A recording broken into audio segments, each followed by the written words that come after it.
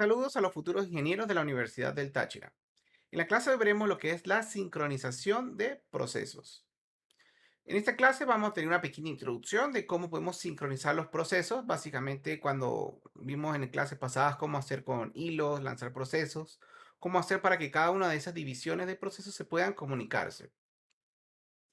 Vamos a tener los conceptos fundamentales, las condiciones de competencia, lo cual es algo muy importante que ustedes conozcan en la materia, inclusive en la carrera, que es exclusión mutua y problemas clásicos de sincronización.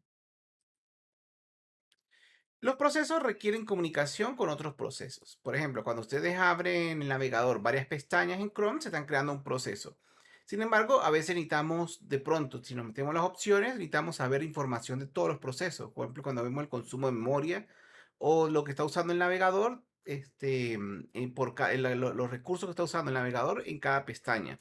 Entonces, de alguna manera tenemos que comunicar las pestañas entre sí para esa información. Entonces, eso se hace a través de estos procesos.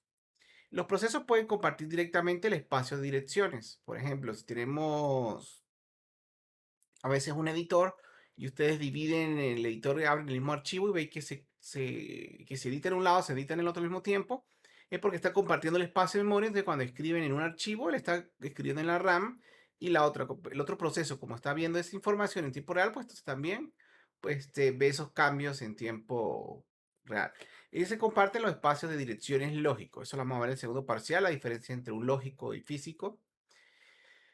Y se puede comunicarse, bueno, a través de archivos o mensajes. O mensajes de procesos o cooperativos. El acceso concurrente y desordenado a los datos compartidos puede dar lugar a incoherencia de los datos. Entonces surgen tres preguntas. ¿Cómo un proceso puede comunicarse con otro? ¿Cómo hacer que dos o más procesos no interfieran entre sí? Por ejemplo, que yo escriba un archivo y otro proceso esté escribiendo exactamente el mismo y me esté cambiando la información. O cómo se puede obtener la secuencia de ejecución apropiada cuando hay dependencias. Yo necesito ejecutar, por ejemplo, algo en paso uno, paso 2 y paso 3. Y resulta que si los divido en hilos, en tres hilos, tengo que asegurarme de que el segundo hilo no arranque al finalizar el primero y luego el tercero al finalizar el primero y el segundo, en caso que necesite ese orden, ¿no? Em, para eso vamos a ver lo que son las condiciones de competencia. Es un fenómeno producido cuando varios procesos compiten por el acceso a uno o varios recursos, produciendo el bloqueo en la ejecución. Y puede ocasionar cuelgues del sistema operativo. Entonces, para evitarlo, se coordina y se sincronizan los procesos para evitar de que accedan a lo otro. Es, por ejemplo, imagínense que todos quieran acceder a la red al mismo tiempo y entonces se van a bloquear. Entonces, puede de pronto, si yo tengo por ejemplo, un antivirus, un navegador y varios recursos quieren acceder a lo mismo y yo lo bloqueo porque se lo di a uno de ellos, el sistema operativo puede quedarse bloqueado porque todos los procesos están esperando exactamente por el mismo recurso. Entonces, por eso la única manera de evitar de que, de que evitando que pues accedan al mismo tiempo y ocasione este bloqueo, por así decirlo. Entonces aquí tenemos un ejemplo, tenemos un demonio de impresión. El demonio de impresión es un software que se encarga en los sistemas operativos de tener una cola, tal como la movieron en estructura de datos, una cola con los archivos o los archivos en caso de Linux o la información que se debe imprimir. Cuando ustedes hacen un imprimen en el sistema operativo y ven el listado digamos, de documentos que están en espera, es a través del demonio de impresión. Entonces, por ejemplo, ¿qué ocurre? Vamos a suponer que la estructura de datos, tenemos aquí la cola en la posición 5, es el frente. Entonces, el siguiente proceso a imprimirse. Pero entonces, cuando él ve, por ejemplo, el proceso A, va a agregar, usted va a abrir, por ejemplo, dos archivos y los va a mandar a imprimir al mismo tiempo. Entonces, ¿qué ocurre? El proceso A va a ver que está libre la posición 9 y el proceso B va a ver que está libre la posición 9. Entonces, como los dos ven el 9, cuando van entonces a escribir, agregar el archivo de impresión a la cola a la cola de impresión, los dos van a escribir en el 9. Entonces puede ocurrir de que se escribe el archivo del A o el archivo del B. O lo peor de los casos, que se escriba un híbrido de ambos, una mezcla, y entonces peor, o sea, es un archivo inválido, no se escribe ni uno ni el otro. Entonces es un proceso es un caso de una condición de competencia. Dos procesos que están intentando escribir a un mismo espacio de memoria, porque cuando leyeron o intentaron buscar un espacio libre, estaba disponible para ambos procesos. Otro concepto que necesitamos conocer es la sección crítica. La sección crítica es el segmento del programa en el cual se encarga de acceder a un recurso compartido. Si vemos, por ejemplo, este ejemplo, tenemos varias líneas de código, sin embargo, solo una porción de ella es cuando va a acceder al recurso compartido. Entonces, esa porción de código que se encarga, digamos, de hacer el acceso al acceso compartido se llama sección crítica. Y durante ese proceso lo que se debe evitar es que si son, por ejemplo, A y B son dos hilos o dos procesos con el mismo código, tenemos que evitar que los dos se ejecuten al mismo tiempo en la sección crítica. Si logramos que se ejecute uno primero y luego el otro después en la sección crítica, logramos solventar el proceso del el bloqueo del recurso compartido. Entonces, de eso es lo que vamos a tratar de evitar. Como resumen, sección crítica, el pedazo de código que se encarga de que, perdón, pedazo de código que accede a un recurso compartido que puede ocasionar un conflicto. Ahora, condiciones para evitar la carrera. Dos o más procesos no pueden estar en sus secciones críticas al mismo tiempo. Eso es algo que vamos a tener por, mm, por ley. Dos o más procesos no van a estar en sección crítica nunca al mismo tiempo.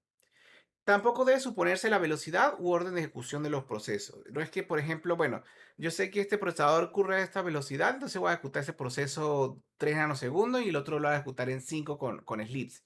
No se puede porque, como vimos en la clase pasada, hay cambio de contexto y dependiendo del algoritmo, se puede ejecutar un proceso u otro. Entonces, no se puede garantizar la velocidad.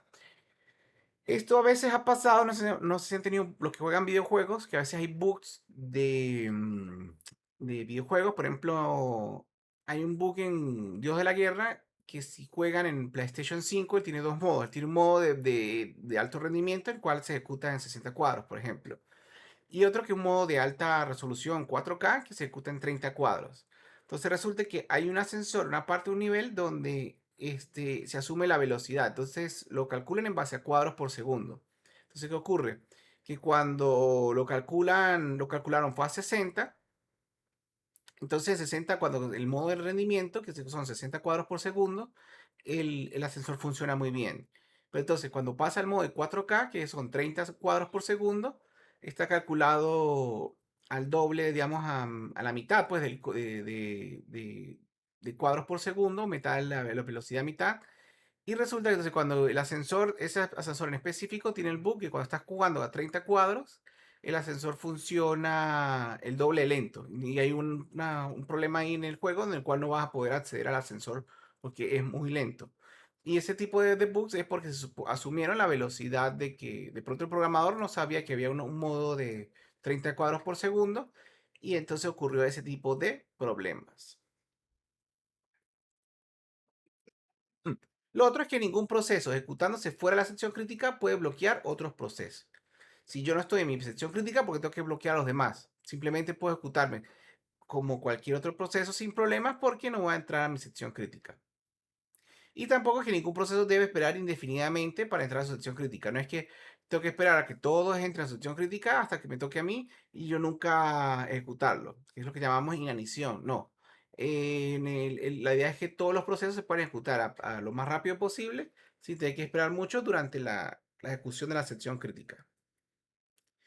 La exclusión mutua es el método más común para evitar el uso simultáneo de los recursos del sistema operativo. Se puede utilizar, por ejemplo, variables globales y dispositivos de entrada y salida. Perdón, lo que me refiero con exclusión mutua es que el método más común para evitar el uso simultáneo de recursos compartidos. Entonces, por ejemplo, si recuerdan en programación uno o en computación uno, no sé, que les decían que no utilizaran variables globales, es porque las variables globales es un recurso compartido. Entonces, hay riesgos de que ustedes vayan a modificar la información y dañen la ejecución del programa. Y en el caso de computación uno o las primeras materias, pues uno no le veía sentido, como que, bueno, ¿por qué tengo problemas? Si yo administro bien mi variable global. Pero en estos casos, cuando empezamos entonces a aplicar multiprogramación, se convierte en una pesadilla las variables globales. Y es por eso es que el lenguaje de programación como Rust, o sobre todo si es que el caso de Rust, como está diseñado para multiprogramación, es lo que hace bloquear las variables globales y evita modificaciones para evitar problemas. Y lo mismo dispositivos de entrada y salida, que son, por ejemplo, si tienen dos o más procesos del sistema y quieren acceder a dispositivos de salida, pues La idea es evitar que los dos sean al mismo tiempo. Entonces, hay uno que es con espera ocupada y sin espera ocupada, que lo que ocurre es un bloqueo. Entonces, con espera ocupada significa que se desactiva la interrupción se desactiva la interrupción en hardware, es decir, no hay manera de que se pueda por hardware de parar la ejecución del proceso que está en el procesador, por así decirlo. Esa es una de los algoritmos. Otro lo marco detalle.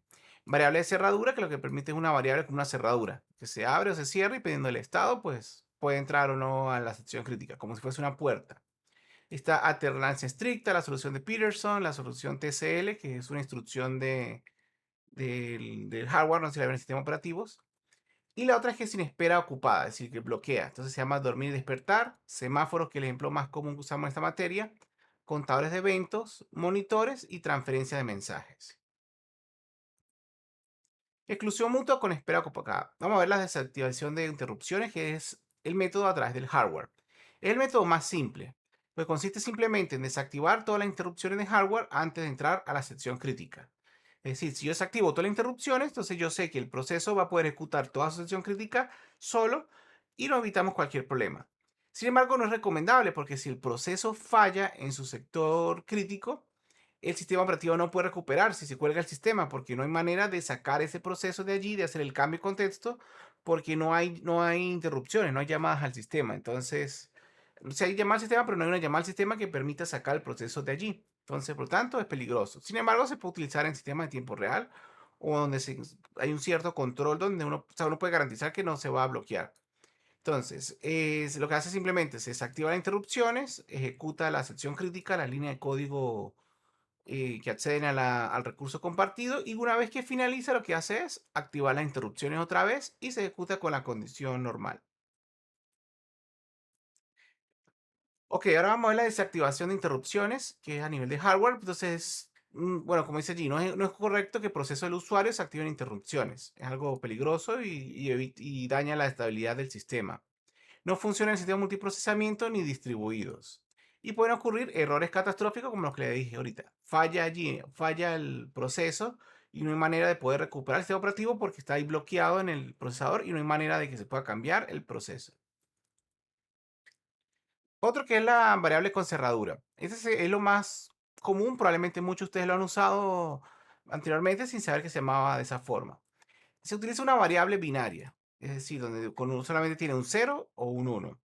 Y en 0 significa que, ok, no hay proceso, no hay ningún proceso en la sección crítica, y 1 significa que está ocupado.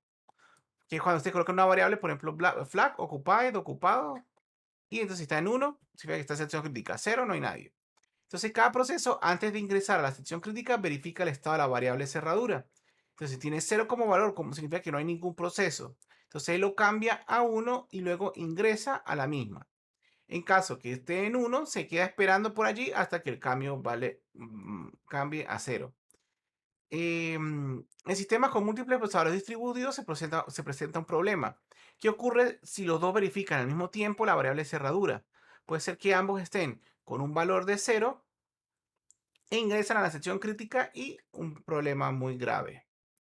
Aquí tenemos un ejemplo. Entonces simplemente lo que vamos a tener es un do while que se encarga de aquí digamos, de ejecutar esto todo el tiempo. Entonces verifica, bueno, si el cerrojo está en 0, significa que no hay nadie en sección crítica, entonces lo cambia a 1, ejecuta la sección crítica y luego lo cambia otra vez a 0 y sigue con el resto del código. Entonces, ¿qué ocurre? Que en este caso, si podemos agregar una validación mejor para que también si se liberó el cerrojo, pues entonces, si él entró a ese if, pues pueda continuar. Pero, ¿qué ocurre?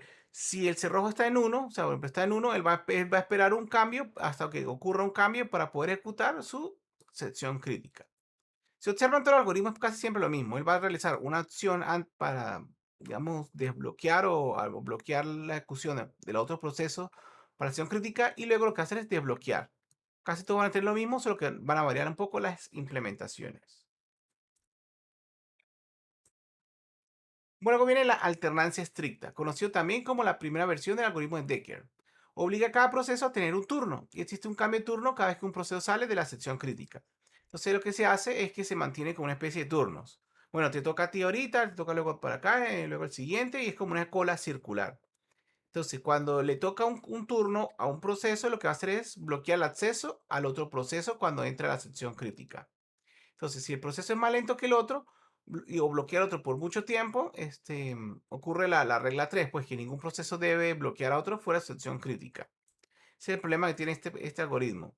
Y lo otro es que si uno de ellos se bloquea dentro de la sección crítica, puede bloquear al resto.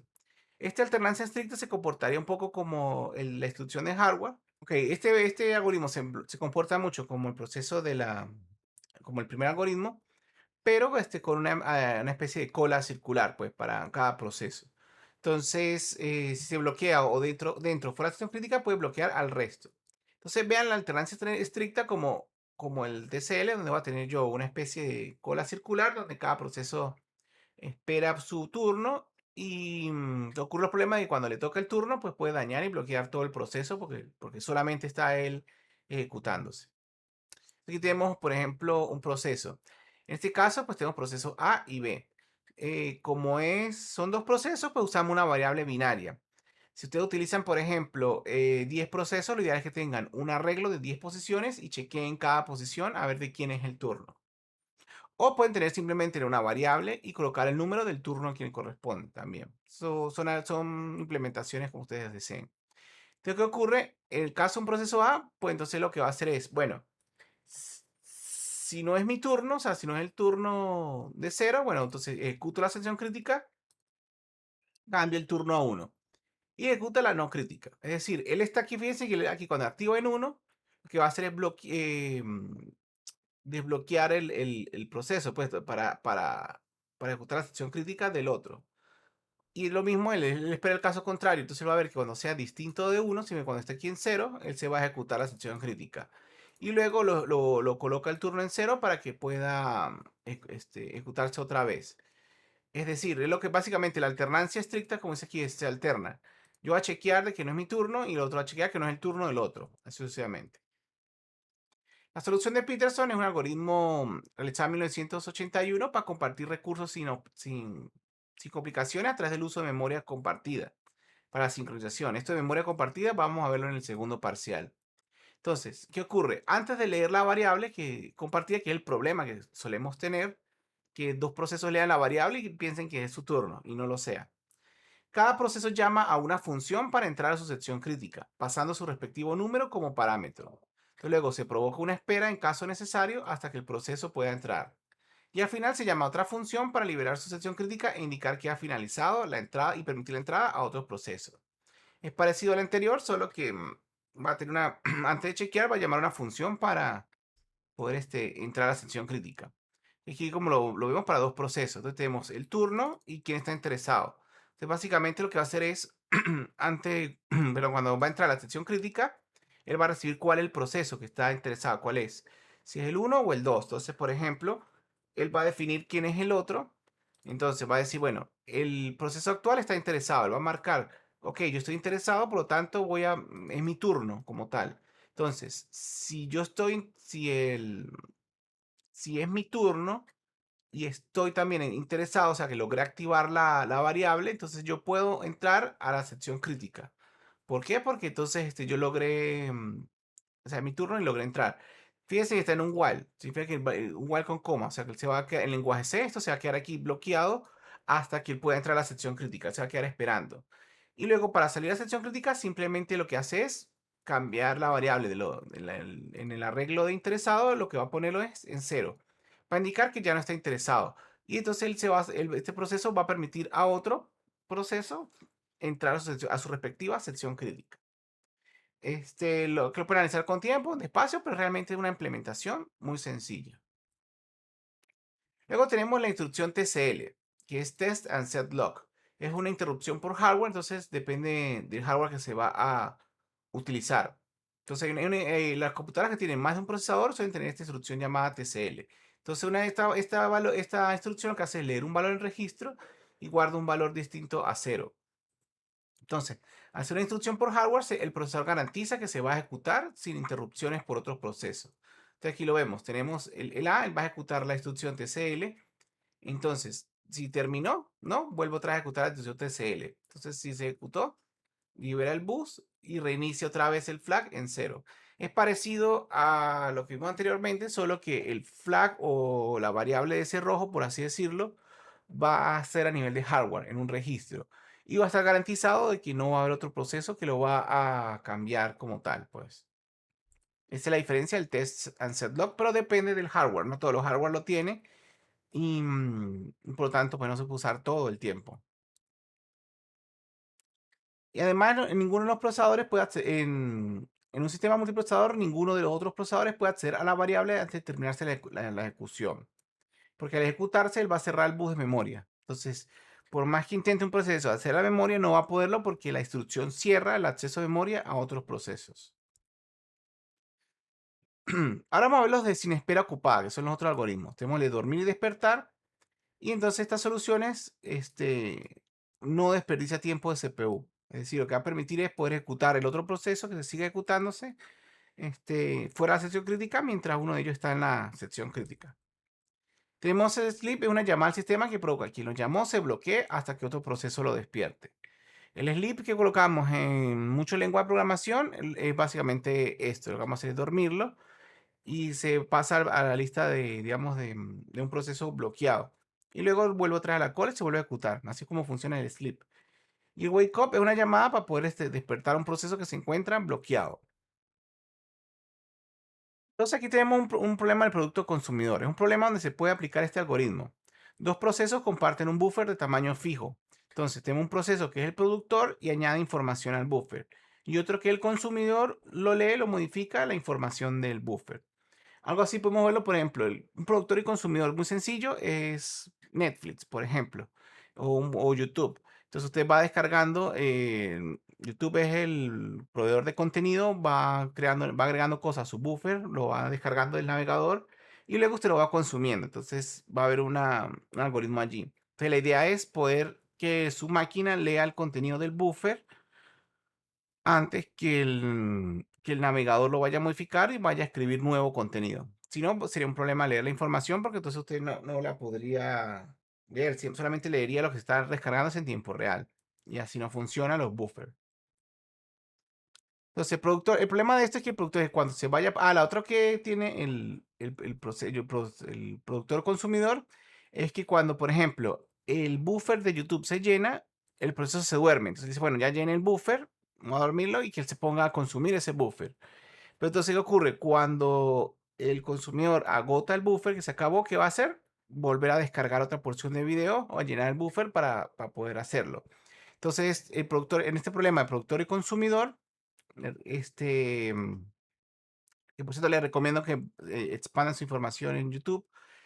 El productor va a estar produciendo mientras haya espacio en el buffer y el consumidor va a estar consumiendo información mientras haya en el buffer. Por eso es que en el caso de YouTube, cuando no hay información en el buffer, él se queda ahí esperando, esperando porque no puede consumir más, pues se pone a dormir, pues. Porque tiene que esperar que el productor agregue más información al buffer. Entonces, el problema de este productor es que cuando se vaya a poner un elemento en el buffer y esté lleno, lo que le dije, se va a dormir porque entonces ya está lleno, se va a dormir. Y lo otro es que el consumidor, cuando elimine todos los elementos, se vaya a dormir y solamente despierte cuando exista un elemento. Esos son los dos objetivos. Que el productor va agregando información al buffer y se duerme cuando se consuma algún elemento. Se va a dormir cuando esté lleno y se va a despertar cuando se consuma algún elemento. Y en el caso del consumidor, él va a empezar a consumir, pero cuando se llena, va a dormirse y se despierta cuando existe al menos un elemento. Entonces, cada proceso debe chequear al otro para despertarlo antes de irse a dormir. Es decir, que cuando el consumidor se encarga de consumir todos los datos del buffer, él debe indicarle a YouTube, hey, descárgame más video porque ya se acabó. Entonces YouTube empieza a enviarle más información y cuando se llena el buffer, él dice, bueno, ya se llenó el buffer, voy a dejar de enviar información y entonces usted como un consumidor empiece a consumirlo, por así decirlo. Despiértese y empiece a consumir. Entonces aquí tenemos el problema del productor consumidor. Aquí tenemos, por ejemplo, tenemos un buffer que podemos verlo como unas variables del sistema, una variable no, un arreglo con varias posiciones hasta el tamaño n. Entonces, ¿qué ocurre? Por ejemplo, el productor va a empezar a un contador, entonces va a empezar a llenar la información del buffer, en cada posición hasta llenar al final. Entonces, cuando llega al final, entonces él dice, bueno, este, el contador es menor a n, sí, entonces mientras esté menor, lo va a empezar a llenar. Cuando lo llena, significa que entonces el contador va a estar mayor a n. Entonces se pone a dormir. Ejecuta una llamada al sistema para dormirse. Y luego entonces lo que va a hacer es ya enviar el wake up, la llamada para despertar, al otro proceso consumidor. Entonces el consumidor dice, bueno, ¿el contador es mayor a cero? Sí, porque ya lo llenó, ya vale n. Entonces va a empezar a bajar el contador de consumir, va a empezar a consumir cada vez el número. Y entonces cuando él llegue a cero, cuando ya no, cuando llegó a cero porque la condición no se cumple, él va a dormirse, llama al sistema y despierta al productor para que vuelva a empezar a producir. Entonces de esa manera tenemos intercomunicación entre dos procesos como tal y se evita cualquier problema de lo que hablamos anteriormente, que los dos se duerman o que los dos se despierten al mismo tiempo. Entonces aquí tenemos un ejemplo muy sencillo en código. Entonces lo que va a hacer es, mientras sea infinito, el productor va a empezar a producir un ítem en el arreglo. Entonces, llegó al límite del contador, bueno, se va a poner a dormir. Em, y si no, pues entonces de una vez que se despierte, recuerden que cuando él ejecute que wake up, él va a despertar y va a continuar la siguiente línea. Entonces va a insertar el ítem, va a aumentar el contador y entonces si el contador es en 1, es decir, ya lo llenó completamente, va a despertar al consumidor. Pero fíjense, cuando el consumidor se despierta, él va a hacer lo mismo. Va a empezar entonces, bueno, si llegó a cero porque ya no hay nada que consumir, va a dormirse. Entonces, va restándole el contador. Si el contador es igual a la posición anterior, o sea, se llenó en el -1, entonces va a despertar al productor. Y luego entonces va a empezar a consumir el ítem. Se ven aquí los semáforos. Los semáforos fue propuesto por Dijkstra en 1965. Es una variable S donde parecida a la anterior, donde una variable S donde va a tener un valor y se ejecuta con unas excepciones wait y signal. Wait significa como que espere, vendría siendo el equivalente a dormir. Y signal es el equivalente a que se despierte. Es una estructura de datos ya hecha en los lenguajes de programación como PHP, Java, Python, todos ellos ya tienen señales. Entonces, simboliza el número de wake ups y pendientes. 0 indica que no hay alguno por despertar. Como los semáforos se utilizan para muchos procesos, entonces yo voy a tener como una especie de variable S, donde ya la puedo inicializar a la cantidad de procesos que tengo. Entonces, wake up significa la cantidad de procesos que yo voy a tener pendientes por despertar. ¿Qué voy a despertar? Con signal. Y entonces wait, lo que hace también es una operación down, por cierto, se me olvidó decirles que también bueno, ahorita lo vamos a ver. El wait también se significa down porque si me aquí, entonces el valor del semáforo se verifica si el valor del semáforo es 0. Si es así, lo decrementa y continúa con sus operaciones. En caso contrario, se va a dormir y espera para continuar. Entonces down lo que hace es, el wait lo que hace es, va a bajar el contador porque significa que va a ya no hay semáforos, hay un semáforo menos por despertarse. Y entonces, si es así, pues entonces se va a dormir, perdón, va a empezar a esperar y a esperar por el proceso. Y luego, entonces, hasta que llegue una señal como signal, que lo que hace es up, lo que hace es incrementar el valor del semáforo.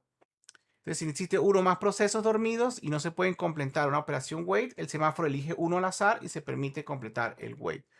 Se debe garantizar que dos procesos no ejecuten wait y signal sobre el mismo semáforo al mismo tiempo. Porque si se ejecutan dos operaciones al mismo tiempo, va a bloquear el semáforo.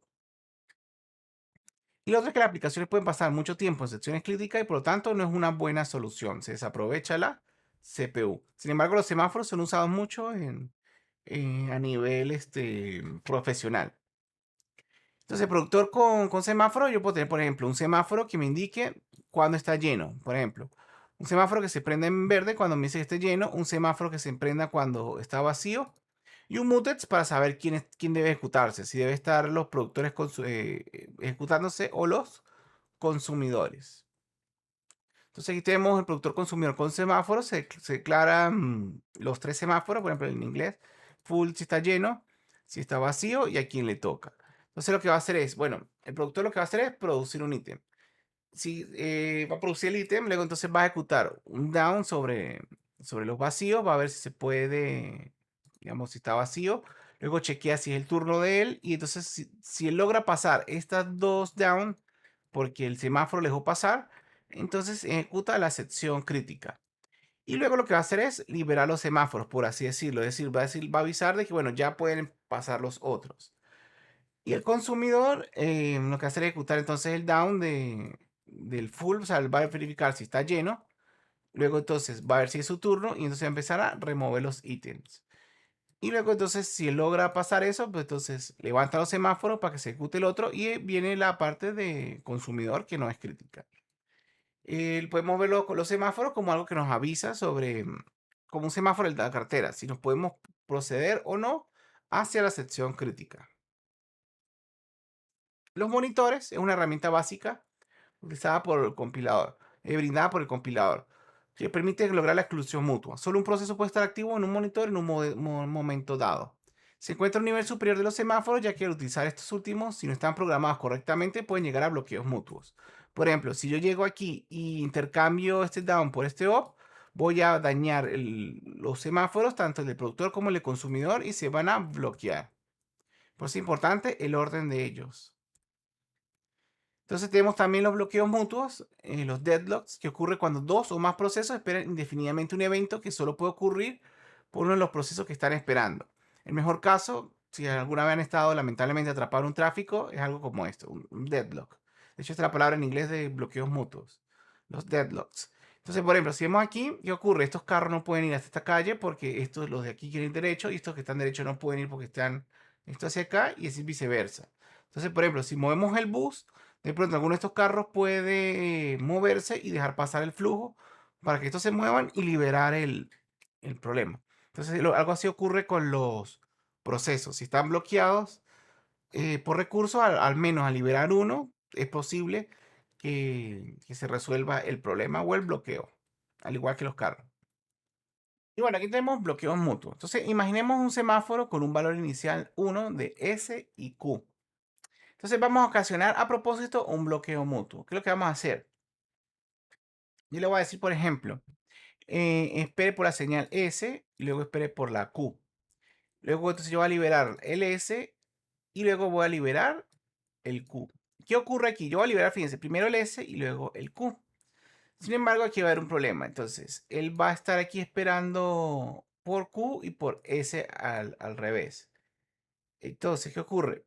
Que por ejemplo, él cuando se quede dormido aquí, vamos a suponer que él ya está quedando dormido, se ejecutó primero este. Va a esperar por Q y entonces luego va a esperar por S. Entonces, como está esperando por Q, él aquí va a esperar por S. Entonces, cuando va a esperar por S, vamos a suponer que S no fue modificado, te logró ejecutarse porque está esperando por Q. Entonces, cuando le espere por Q, como no ha habido ningún signal Q al principio o los semáforos no están bien inicializados, él aquí va a esperar por Q definido, al igual que él, porque ambos están en la misma situación. Y no hay una manera donde uno le indique al otro que se pueda ejecutarlo. Entonces se va a ocurrir el problema, se van a dañar. Aquí tenemos la respuesta mejor. Fíjense, en el primer wait, el valor de los semáforos disminuye a 0. Ambos procesos se quedan dormidos al mismo tiempo. Ambos quedan esperando a que el otro despierte, modifique el semáforo para continuar. Y ocurre una inanición que es un bloqueo indefinido. Entonces, un proceso siempre queda en espera y ocurren eventos que le impiden salir a la cola de espera de un semáforo. En el caso anterior, como les dije, pero como están en 1, cuando él ejecuta el wait en S y wait en Q, ambos van a bajar en 0. Y luego entonces él va a bajar el Q en 1 y va a esperar, pero ni van a esperar. Entonces, en este caso, ambos van a esperar porque ambos están en 0 y no hay nadie que los implemente como tal. Y bueno, ese es el ejemplo que le voy a mostrar de una inanición, para que vean cómo producirla por simplemente un pequeño error. Tenemos los contadores de eventos. Simplemente una variable entera que se lleva al conteo de los eventos sucedidos. Se utiliza para evitar la exclusión mutua. Entonces tenemos unas operaciones que son de red, advance para avanzar el contador y wait, que espera que el contador llegue al valor deseado. Entonces, es parecido al productor, a los otros que hemos visto, pero fíjense, por ejemplo, el caso del productor consumidor con contadores. Entonces usamos un contador con in y un out para los ítems consumidos. Entonces básicamente es lo mismo, él va a esperar un out y entonces voy a decirle prácticamente cuál es la operación que yo voy a hacer, es decir, avance a cuál semáforo, al cual contador y le voy a pasar el nuevo valor de esa manera. Entonces una especie de, digamos, con semáforo, pero con número, como tal. Y transferencia de mensajes son llamadas al sistema que se llama send y receive, que son que lo que nos permite es enviar un mensaje a un destino del dado y la segunda recibe el mensaje del destino especificado. Eso se utiliza mucho en los procesos, las instrucciones de la llamada al sistema de send and receive. El problema es que son complejos de implementar, usted mismo tendría que hacer su propia protocolo de comunicación. Todos los mensajes son del mismo tamaño y para evitar pérdida de mensajes se deben implementar acuses de recibo, pero incrementa la complejidad. Por ejemplo, el kernel de Unix de GNU utiliza mucho esta llamada para poder comunicar procesos a nivel de núcleo. Pues entonces implementa la complejidad y además un poco el rendimiento. Y lo otro es que debe verificar la autenticidad del emisor, de que el mensaje que usted está recibiendo de verdad es de un proceso en el cual usted confía. De lo contrario, se crean agujeros de seguridad. Y aquí tenemos, por ejemplo, un problema clásico de sincronización. Tenemos una base de datos compartida con una serie de procesos y algunos desean leerla y otros desean tanto como leer como escribir. Por ejemplo, una base de datos compartida, por ejemplo, una base de datos como la de Facebook. Algunos quieren leer, otros desean escribir. Entonces, si hay dos procesos que desean leer al mismo tiempo, no hay problema. Imagínense, por ejemplo, tenemos una pancarta gigante donde es una única sola pancarta, pero dos personas pueden leer al mismo tiempo. Pero si un proceso o un escritor usa la base de datos al mismo tiempo, ocurrirá un caos. Por ejemplo, si yo, entonces, por ejemplo, voy a usar la base de datos y voy a escribir al mismo tiempo, que otro va a leer, va a ser incorrecto, porque el que está leyendo no ha terminado de leer la información completa, simplemente está leyendo algo que está escribiendo y que no ha finalizado. Y el otro, el que está ejecutando, pues también tiene un problema porque está escribiendo muy tarde y puede ser que esa información sea necesaria para otro proceso. Entonces, es un problema clásico de sincronización que ustedes pueden resolver como en este caso, un problema, podemos usar un semáforo mutex para decir quiénes tienen chance ahorita, si los procesos que leen o los procesos que escriben. Entonces tenemos un semáforo writer que permite el del escritor inicializado en 1 para que pueda escribir de una vez. Y otro que sea para los que puedan leer inicializado en 0. Entonces al activar esos semáforos, por ejemplo, bueno, él puede saber, ok, me toca a mí y de paso tengo el semáforo para leer, ok, leo. No puedo leer, entonces me voy a esperar hasta que pueda hacerlo, o sea, hasta que se cumplan los dos semáforos como tal. Aquí tenemos una pequeña implementación, la pueden chequear después con Wait y Signal, cada uno de ellos con más tiempo y con más detalle. Y otro problema que ustedes deben conocer, porque estos son problemas más que todo como de cultura general, que es el caso del problema de los filósofos. Entonces, por ejemplo, 5 filósofos sentados alrededor de una mesa pasan su vida cenando y pensando. Cada uno tiene un plato de fideos, como observan aquí, cada uno tiene un plato de fideos y un solo tenedor a su izquierda. Entonces, para comerlo, a cada uno de ellos necesita tener dos tenedores y solamente puede tomar los de sus lados. Fíjense, por ejemplo, él para comer va a necesitar estos dos tenedores. Para que él comer va a necesitar estos dos tenedores. Para el comer va a necesitar estos dos tenedores. Es decir, va a necesitar agarrar los dos. ¿Qué ocurre? Si alguno coge un tenedor y el otro está ocupado, él espera con el tenedor en la mano hasta agarrar el otro para luego comer. Entonces, ¿qué ocurre? Por ejemplo, si todos agarran un tenedor de la derecha, todos van a tener uno solo. Pero no van a poder comer porque necesitan tener el otro tenedor. Pero no lo van a soltar porque todos ya tienen uno en la mano. Entonces se crea ese tipo de problemas y con la cual se logran resolver los ejercicios. Entonces, por ejemplo, en este caso es para 4. Entonces, por ejemplo, bueno, va a ser unos semáforos de que, bueno, si tengo el chopstick, también a veces varía de acuerdo a la cultura. Por ejemplo, en Asia se utiliza palitos chinos. Entonces, por ejemplo, este código pues se dice chopstick, porque fue diseñado mediante la fuente, era un libro asiático y utiliza palillos. Entonces, lo que hace es, espera por su turno y el de uno más allá.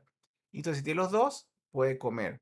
Y luego lo que hace es liberar por ejemplo, el del derecho y luego el de la izquierda y se pone a pensar indefinidamente. De esa manera es como nosotros resolvemos los problemas. Vamos a crearlos y bueno, en los anexos tenemos lo que es la exclusión mutua, que se llama mutex. En el cómic que le dije de Julia Evans. Ella lo que hace es que cuando están corriendo dos CPU al mismo tiempo, por ejemplo, él puede ver esta variable x igual a 2 y x igual a 3. Entonces, a veces dos hilos, bueno, tenemos programa uno, programa 2. Puede ser el mismo programa, pueden ser dos procesos distintos, pueden ser un hilo. O sea, por ejemplo, él quiere escribir A y él quiere escribir U.